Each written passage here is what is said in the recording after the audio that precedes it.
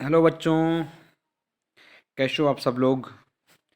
तो बच्चों, आज हम केमिकल रिएक्शन एंड इक्वेशन का लेक्चर नंबर 4 स्टार्ट करते हैं, जिसमें हम इससे पहले जिसमें हम जो पढ़ रहे थे केमिकल बैलेंसिंग। ठीक है, कि किसी भी केमिकल रिएक्शन को बैलेंस कैसे करते हैं। तो अब कुछ एग्जांपल्स हमने कल कराए थे और कुछ एग्जांपल्स आज कराएंगे। तो बच्चों, जो नेक्स्ट हमारे पास एक रिएक्शन आई है iron oxide Fe2O3 plus twice L equal to Al2O3 plus Fe। देखो, ये रिएक्शन थर्माइट रिएक्शन भी है। अक्सर इस रिएक्शन का यूज कहाँ होता है? रेल की पट्टियों बनाने में। ठीक है, थर्माइट रिएक्शन का एक एग्जांपल है और रेल की पट्टियाँ बनाने में इसका यूज होता है। तो अब देखो, यह रिएक्शन जो है बैलेंस नहीं है। अब हम देखो कैसे बैलेंस कैसे करते हैं। अब देखो बेटा, हम इस रिएक्शन को देखते हैं। इसमें देखो, सबसे पहले हम क्या करेंगे? अभिकारक और फिर उत्पाद देखेंगे। ठीक है, कि अभिकारक कितने हैं, नंबर ऑफ परमाणु, और उत्पाद के परमाणु की संख्या कितनी है। अब देखो, अभिकारक में हमने देखा आयरन। आयरन कितने हैं? 2, Fe2। ठीक है, ऑक्सीजन कितने हैं? 3, और एल्यूमिनियम कितने हैं? 2। अब देखो, उत्पाद में देखो, Fe कितने हैं? 1, ऑक्सीजन 3, और एल्यूमिनियम 2। अब देखो, क्या यार केमिकल रिएक्शन बैलेंस है? देखो, इसमें आयरन की संख्या 2 है और इसमें आयरन की संख्या, देखो अभिकारक में आयरन की संख्या कितनी आ रही है? 2 आ रही है। उत्पाद में आयरन की संख्या कितनी आ रही है? 3 आ रही है। अतः रिएक्शन क्या है? बैलेंस नहीं है। अब हम इसको बैलेंस कैसे करते हैं? देखो, हमारे पास जो है अभिकारक में आयरन की संख्या 2 है और उत्पाद में 1 है, तो हमें अभिकारक में उत्पाद में आयरन की संख्या बढ़ानी पड़ेगी। तो बढ़ाएंगे तो क्या करेंगे? देखो, यहाँ ट्वाइस करना पड़ेगा, ट्वाइस Fe। अगर ट्वाइस Fe करेंगे तो आयरन की संख्या 2 हो जाएगी। ठीक है, ऑक्सीजन 3, 3, एल्यूमिनियम 2 और 2। अब देखो, अभिकारक में उपस्थित परमाणु की संख्या जो है उत्पाद में उपस्थित परमाणु की संख्या के बराबर है, दोनों इक्वल है। इस रिएक्शन, ये क्या हो गया आपका? ये क्या हो गया? बैलेंस हो गई। इसे कहेंगे बैलेंस केमिकल रिएक्शन। तो देखो बेटा, ये रिएक्शन बैलेंस होकर कैसे बनी? देखो, ये रिएक्शन बैलेंस होकर बनी है Fe2O3 plus twice Al equal to Al2O3 plus twice Fe। अब क्या यहाँ पे क्या आ जाएगा? ट्वाइस Fe आ जाएगा। अब ये बैलेंस हो गई है। इसे कहेंगे बैलेंस केमिकल रिएक्शन। अब देखो बेटा, बैलेंस केमिकल रिएक्शन के आपके बहुत सारे एग्जाम्पल करने पड़ेंगे। जो भी डाउट होगा वो दोबारा आप कमेंट्स में लिख दीजिए। इसके बाद जो हम नेक्स्ट टॉपिक पढ़ेंगे, अपचायक और उपचायक पदार्थ, अपचायित तथा उपचायित पदार्थ। ठीक है, सॉरी, यहाँ पे गलत लिख दिया है, अपचायक, जबकि यहाँ अपचायित और उपचायित पदार्थ। ठीक है, अपचायित पदार्थ कोई भी अगर रिडॉक्स रिएक्शन है उसमें अपचायित क्या हो रहा है और उपचायित क्या हो रहा है। ठीक है, ये हमारे पास क्वेश्चन आते हैं, इसको हम सॉल्व करेंगे। ठीक है, अब इसके लिए क्या होता है कि हमें पहले अपचायित पदार्थ किसे कहते हैं। ये अपचायक नहीं है, पहली बात ध्यान रखो, इसको अपचायित बोलेंगे। ठीक है, ठीक है। अब देखो, ये हमारे पास आ गया अपचायित और उपचायित पदार्थ। अब देखो बेटा, अपचायित पदार्थ किसे कहते हैं? किसी भी रेडॉक्स रिएक्शन में वह पदार्थ जिसका उपचयन हो रहा हो, जिसमें ऑक्सीजन का योग हो रहा हो, उसे अपचायित पदार्थ कहते हैं। मतलब जिसका उपचयन हो रहा है उसको क्या कहेंगे? अपचायित पदार्थ। ठीक, और उपचयित पदार्थ जिसका अपचयन हो रहा है और अपचायित पदार्थ जिसका उपचयन हो रहा है। देखो, ये हमारे पास डेफिनेशन है और इसकी डेफिनेशन ऐसे है कि ऑक्सीडेशन नंबर जिसमें वृद्धि होती है उसे उपचयित पदार्थ कहते हैं, और जिसमें ऑक्सीडेशन नंबर का ह्रास होता है उसे अपचयित पदार्थ कहते हैं। लेकिन मैं आपको यहाँ पे इसका आपको शॉर्ट ट्रिक बताऊंगा, क्योंकि आपके पास उत्तराखंड बोर्ड में या इस टाइप से क्वेश्चन आते हैं, बहुत बार बनते हैं कि कोई रिएक्शन दी रहती है और उसमें बोलो कि अपचयित और उपचयित पदार्थ को छांटिए। तो इसके लिए मैं आपको सही ट्रिक बताऊंगा। देखो, इसमें क्या होता है, इसमें हमें ध्यान रखना चाहिए सबसे पहले कि हमें जो भी अगर देखना है उपचयित और अपचयित पदार्थ देखना है, सबसे पहले तो हम देखेंगे किसमें? रिएक्टेंट में। हमें प्रोडक्ट में नहीं जाना है, रिएक्टेंट में देखना है। अब रिएक्टेंट में जो पदार्थ जिसमें ऑक्सीजन उपस्थित होगा, ठीक है, वो पदार्थ आपका उपचयित अपचयित पदार्थ होगा, जिसमें ऑक्सीजन उपस्थित होगा। और जिसमें ऑक्सीजन उपस्थित नहीं होगा उसे क्या कहेंगे? उपचयित पदार्थ। क्यों?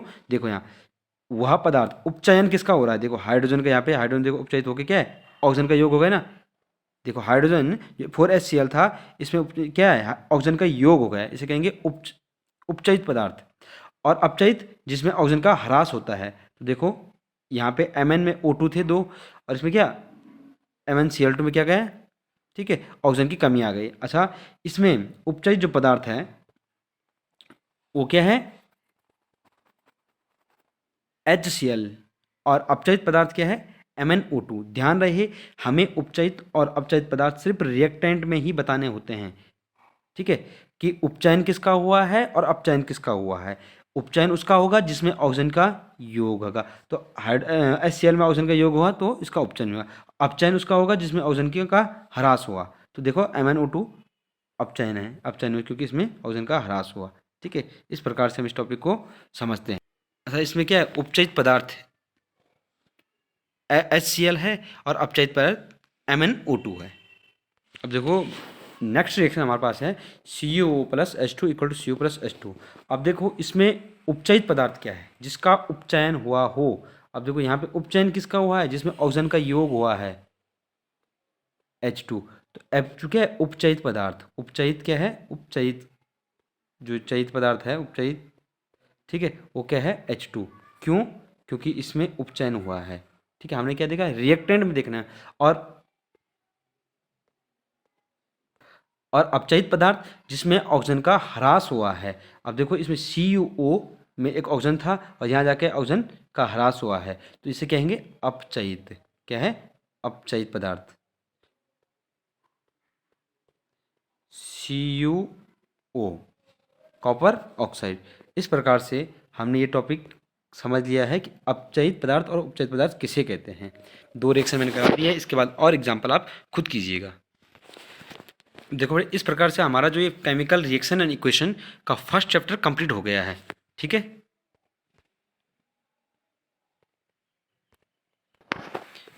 हमारा जो केमिकल रिएक्शन एंड इक्वेशन जो चैप्टर फर्स्ट है वो कंप्लीट हो चुका है। अब हम इस चैप्टर के कुछ प्रॉब्लम्स करेंगे या जो भी क्वेश्चंस है उनका डिस्कस करेंगे। अभी का आज का लेक्चर और कल का लेक्चर जो हमारा रहेगा वो NCERT जितने भी प्रॉब्लम्स है, NCERT जितने भी क्वेश्चन है first chapter chemical reaction and equation के, उनको सॉल्व करेंगे। तो बच्चों, अब हम NCERT प्रॉब्लम्स को डिस्कस करते हैं। NCERT प्रॉब्लम जो है, सबसे पहले हम इस चैप्टर के रीजंस वाले क्वेश्चन को, कारण बताइए, कारण वाले क्वेश्चन करेंगे।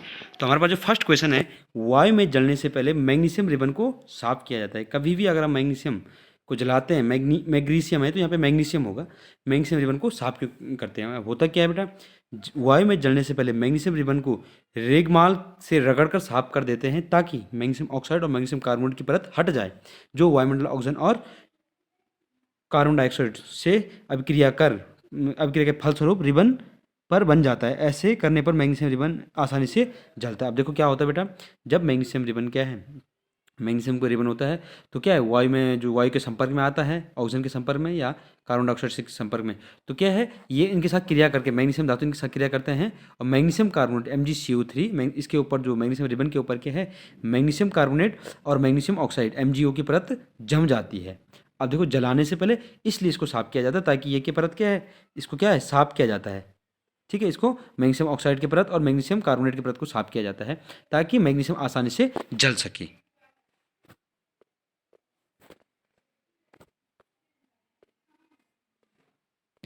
नेक्स्ट जो क्वेश्चन हमारे पास है, लोहे की वस्तुओं पर हम पेंट क्यों करते हैं। देखो मैंने क्या कहा, रीजन वाले क्वेश्चन डिस्कस करेंगे। लोहे की वस्तुओं को पेंट क्यों करते हैं। आप सबको पता है कि लोहा क्या होता है, नमी और ऑक्सीजन के संपर्क में आकर क्या है, उसमें जंग जम जाता है या उसकी ऊपरी सतह क्या है, संक्षारित हो जाती है, और संक्षारण से बचाने के लिए हम क्या है, उसमें पेंट करते हैं। अब नेक्स्ट क्वेश्चन हमारे पास है, तेल या वसायुक्त खाद्य पदार्थों को हम नाइट्रोजन से प्रभावित किया जाता है क्यों। देखो हमने बताया था कि तेल या वसायुक्त खाद्य पदार्थ को हम नाइट्रोजन से प्रभावित करते हैं क्यों, क्योंकि इसमें क्या होता है, तेल या वसायुक्त खाद्य पदार्थ क्या है, अगर वायु के संपर्क में आता है तो उपचयित होकर इसके क्या, गंध और स्वाद में परिवर्तन आ जाता है। देखो ठीक है, जिसे बचाव के लिए हम क्या है, इसमें नाइट्रोजन डालते हैं क्योंकि नाइट्रोजन एक प्रत्यऑक्सीकारक का काम करता है।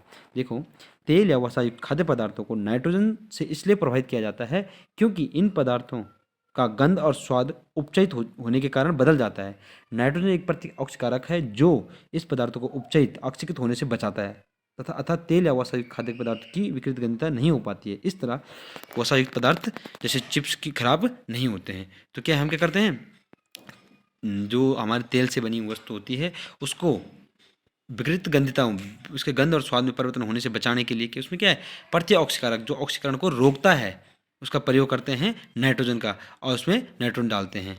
इसका रीज़न ये है। तो बच्चों आज के इस लेक्चर में इतना ही है। देखो आज हमने कुछ प्रॉब्लम सॉल्व किए जिसमें रीजन वाले क्वेश्चन थे, थ्योरेटिकल क्वेश्चन थे, रीजन वाले क्वेश्चन थे, और कुछ हमने अपचयित और उपचयित पदार्थ कैसे किसी भी अभिक्रिया में अपचयित पदार्थ और उपचयित पदार्थ कैसे ज्ञात करते हैं, और केमिकल बैलेंसिंग। ठीक है, तो ये चैप्टर हमारा कंप्लीट हो चुका है। अब हम नेक्स्ट लेक्चर में इस चैप्टर के और जो प्रॉब्लम्स है उसको डिस्कस करेंगे।